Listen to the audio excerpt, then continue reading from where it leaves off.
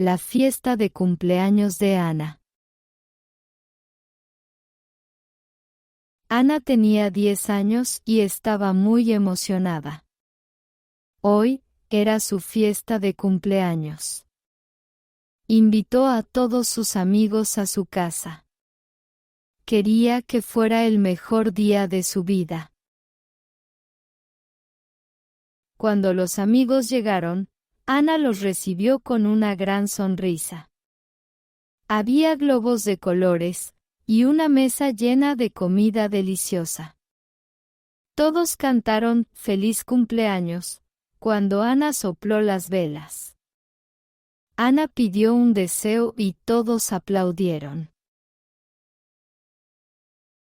Después de comer, los niños jugaron a juegos divertidos.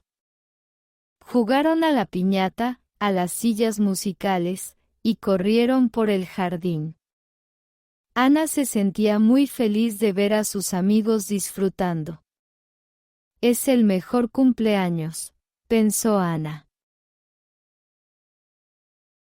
Al final de la fiesta, Ana agradeció a todos por venir. Les dio pequeños regalos como recuerdos.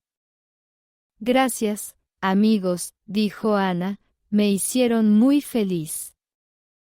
Y todos se despidieron con abrazos y sonrisas. Ana no olvidó su deseo. Se dio cuenta de que lo más importante no era el regalo, sino pasar tiempo con las personas que más quería.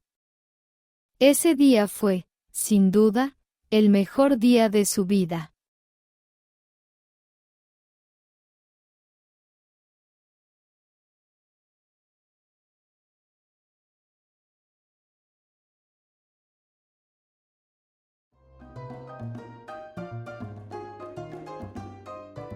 Test your Spanish. Fun, fast, and fluent.